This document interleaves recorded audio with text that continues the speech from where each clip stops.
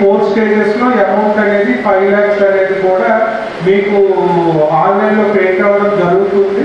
So దానికి మన ఎంపీడీఓలు అదేవిధంగా ఇంజనీరింగ్ సిబ్బంది కూడా మానిటర్ చేస్తూ ఉంటారు.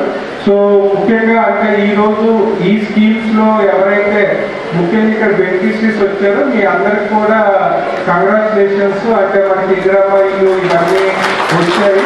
సో మీరు కరెక్ట్ గా అంటే తొందరగా కంప్లీట్ చేసుకుంటే సో అది ఎందుకంటే మీ విలేజ్ లో ఫస్ట్ మనం లాంచ్ చేస్తున్నాం కాబట్టి మీరు మంచిగా తొందరగా పట్టుకుంటే ఆ వేరే విలేజ్ కూడా వాళ్ళు కూడా ఎంకరేజ్మెంట్ వస్తుంది.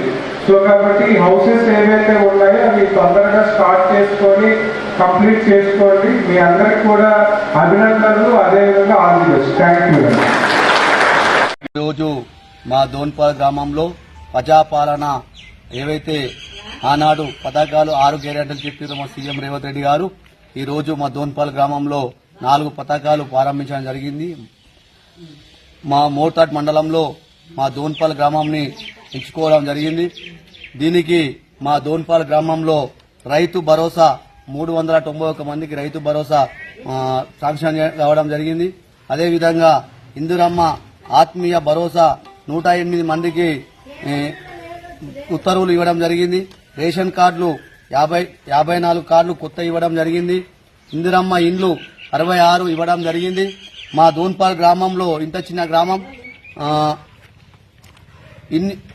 ఇన్ని రోజుల నుంచి గత ప్రభుత్వం 10 సంవత్సరాలున్నా మా గ్రామం నుంచి ఎన్నో అప్లికేషన్లు తీసుకున్న ఆనాడు మంత్రి ఉన్నటువంటి ప్రశాంత్ రెడ్డి గారికి మా ఊరు నుంచి ఎన్నో విజ్ఞప్తులు చేసినప్పటికీ ఒక్క కొత్త రేషన్ కార్డు ఇవ్వలేరు, ఒక్క ఇందిరమ్మ ఇల్లు ఇవ్వలేరు.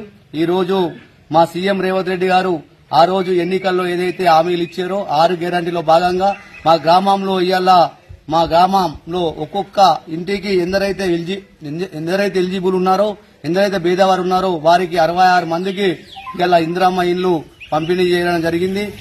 అదేవిధంగా కొత్తగా రేషన్ కార్డులు కూడా ఇవ్వడం జరిగింది.